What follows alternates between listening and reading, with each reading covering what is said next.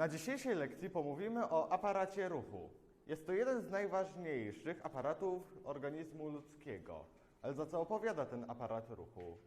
Aparat ruchu składa się z układu szkieletowego, tak zwanego układu biernego i układu mięśniowego, czyli układu czynnego. Do zadań układu szkieletowego należy ochrona narządów wewnętrznych, takich jak płuca, serce, mózg oraz utrzymywanie poprawnej postawy ciała dzięki stanowieniu, jakby to powiedzieć, stelażu dla całego ciała. Do zadań układu mięśniowego należy wykonywanie ruchów, czyli poruszanie szkieletem. I przy okazji on utrzymuje prawidłową postawę ciała dzięki spinaniu mięśni i umożliwia pracę organów wewnętrznych, na przykład serca. A jaką przybieramy postawę ciała? Wyprostowaną. Ile kości ma człowiek? Dorośli ludzie posiadają średnio 206 kości, lecz u dzieci ich liczba jest o kilkadziesiąt większa. Noworodki posiadają blisko 300 kości, lecz później te kości się zrastają w kości dorosłych. Jaka jest największa i najmniejsza kość człowieka? Największą kością człowieka jest kość udowa. Ona się znajduje w udzie człowieka, a najmniejszą jest strzemiączko i znajduje się w aparacie słuchowym. Kość udowa, o której nam Franek powiedział, że jest najdłuższą kością, składa się z 2 nasad i trzonu, dokładnie, Kinga. Mamy 2 nasady i nasady są zbudowane z istoty gąbczastej, natomiast trzon, kto wie, z czego jest zbudowany? Okostna to błona, dobrze, która pokrywa, natomiast trzon zbudowany jest z istoty zbitej. W środku trzonu co znajduje się? Nie. Szpik kostny. Szpik kostny. Mamy 2 rodzaje szpiku kostnego. My z panią Martyną mamy szpik kostny żółty, natomiast wy macie szpik kostny czerwony, który odpowiada przede wszystkim za powstawanie właśnie wszystkich elementów morfotycznych, czyli krwinek czerwonych, krwinek białych, płytek krwi. Natomiast szpik kostny żółty, jego zadaniem głównym jest wytwarzanie tkanki tłuszczowej.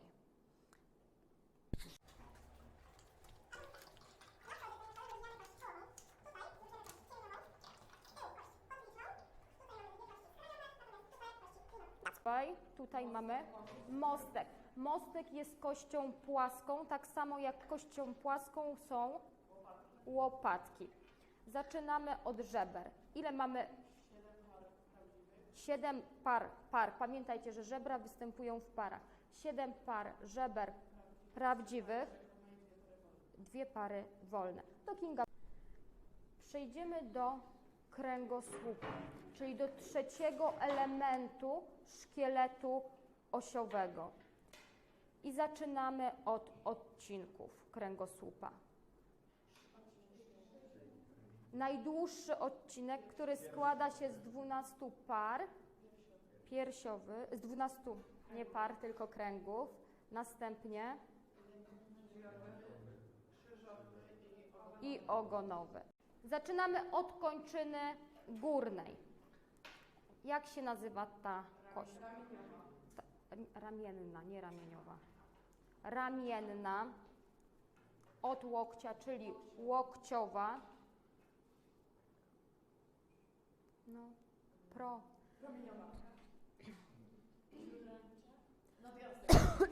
nadgarstek, śródręcze i paliczki. Jeszcze raz. Ramienna, łokciowa, nadgarstek,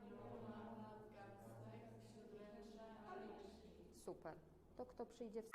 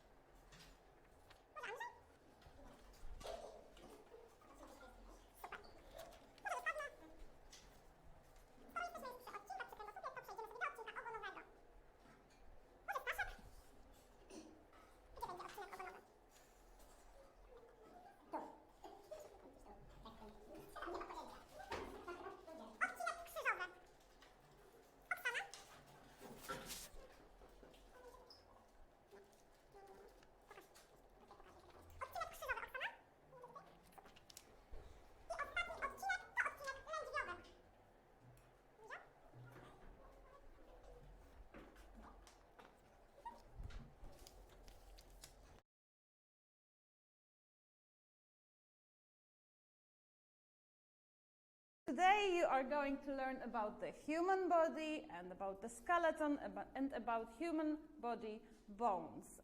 We are going to start with Kinga's presentation. Kinga's and Anya, so girls, please come here, come over and show us your presentation. Hello guys, hello my classmates, hello dear teachers.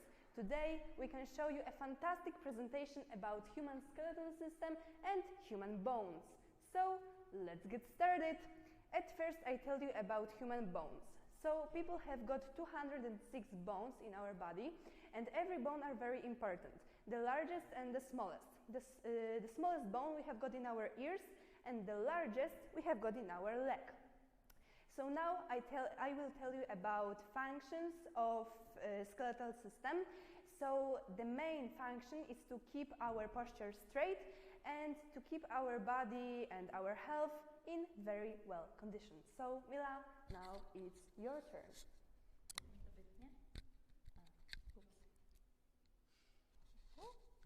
Okay, hello everyone. So it's my turn to present you the presentation. I will be talking about the skeletal system's functions. So the functions allows movement, so you can just run or do everyday tasks. It also produces blood cells and protects and supports organs, for example, brain or heart or the lungs. And it also stores minerals. The bones. So the human body consists of 2,206 bones, like Anya said before. The smallest bones are in ears, so there are incus, stirrups, and malleus, and the biggest bone is femur. It is long and narrow, and the femur consists of diaphysis, radix, periosteum, and spongy bone. And you can see it here on the picture. How can I keep my skeletal system healthy? To do that, you should get plenty of vitamin D and calcium, and so your diet can keep your bones strong. You should also drink plenty of water to help keep tissues healthy. Exercise regularly is this other thing, and it strengthens bones and joints. You should also stay at a healthy weight to avoid putting extra pressure on your bones and carriage. And for last, you should be careful on stairs and things like that to avoid falling. And that is all for today. Thank you very much for your attention, and I hope you learned something new and interesting today. Thanks everyone. Bye. Okay, now I would like you to look at your worksheets and listen to my presentation. While you listen, please fill in all the names of the bones on your worksheets, okay? So the structure of the skeleton. First, we are going to start with the cranium, meaning the skull, the head. Frontal bone is this part here in the front of your head. It's called frontal bone. The second bone is called zygomatic bone. This is the face. All the bones you have located here in the front of your face. Next, you've got temporal bones. These are the bones here. The nasal bone, in the place where your nose is located. And two bones around your teeth, it's maxilla and mandible. Maxilla is the upper jaw and mandible is the lower jaw. The next element of a human body we are going to discuss is the thoracic cage.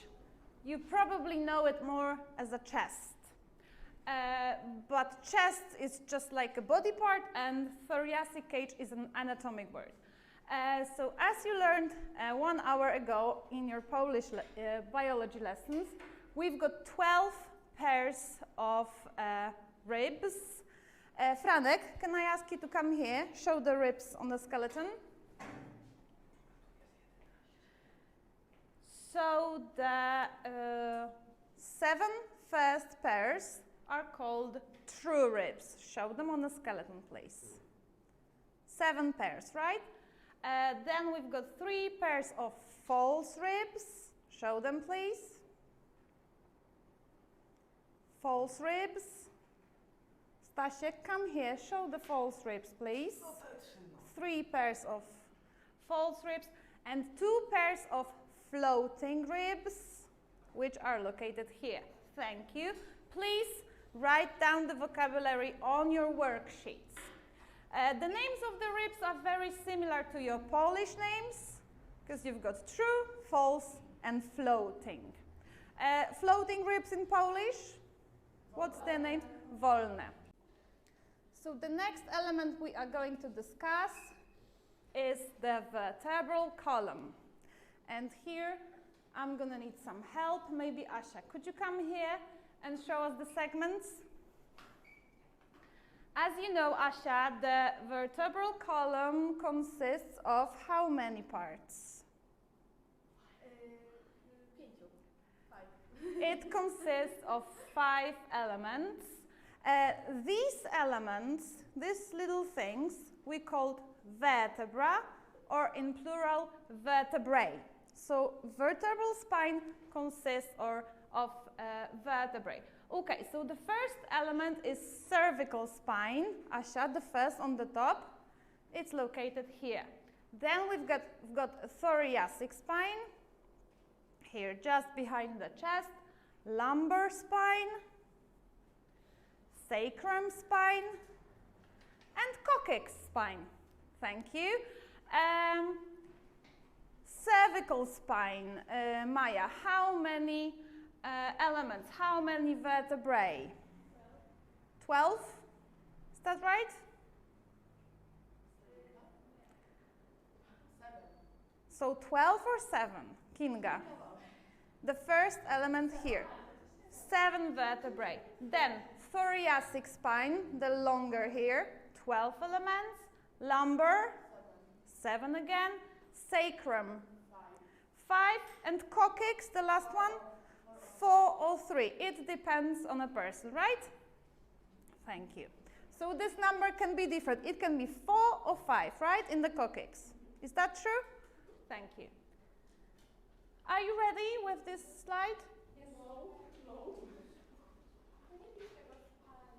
The first bone we've got in our upper limb is humerus. Please show the humerus on the skeleton. This bone. Excellent. Then we've got 2 bones below the elbow. It's ulna and radius. So this one is radius and this one's ulna. Ulna. Then we've got carpals. Right here, Excellent. Metacarpals. somewhere in here. And phalanges. These little elements in our fingers. Thank you. Excellent. Please write down the vocabulary. Once again, humerus, ulna, radius, carpals, metacarpals, and phalanges.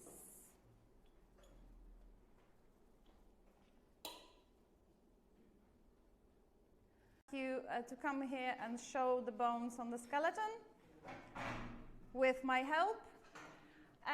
So as Kinga told you, and as you know, the first bone is called femur, and this is the longest bone in a human body. Please show the femur. That's it. Thank you. Then we've got patella, right there when the knee is located. 2 bones below the knee, tibia and fibula. So tibia is the bigger one and fibula is the thinner.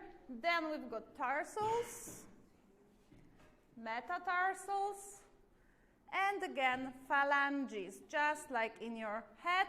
You also have got phalanges in your feet. Please write down the vocabulary.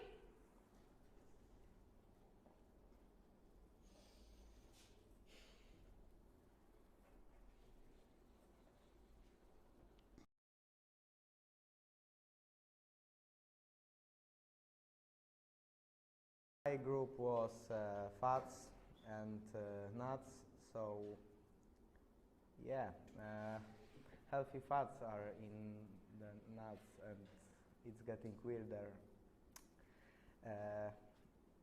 But we have almonds, We have sesame seeds, avocado, other nuts. And when you eat a handful of them daily, it will strengthen your skeleton. The second group is dairy. There are many products which have good influence on our bones. These are, for example, milk, yogurt, cheese, and an egg. All of them contains calcium, which is needed for the growth of bones. What is more, calcium also improves bone density and strength. Okay, so the next group is fruit, vegetables, and grains. Fruit, vegetable, and grains contains vitamins, calcium, and other nutrients that are needed for our bones and teeth and muscles. Calcium can be found in, for example, nuts and parsley. Which you have on the desk. Yes. Vitamin D can be found in carrots and pumpkin. Calcium is very important for our teeth and bones, and vitamin D is very important for our muscles, bones, and teeth also. Doctors say that the average portion that should be eaten by a person for a day is 5 vegetables and fruits a day. The fourth and last group is meat and fish, which are the main source of protein. For example, here we have chicken, salmon, shrimp, and tinned tuna. The protein guarantees flexibility of our bones. However, following a high protein diet, mainly based on large amounts of animal origin products, changes acid-base homeostasis further into more acid. Meat acidifies our bodies, which can lead to flushing out the calcium from our bones.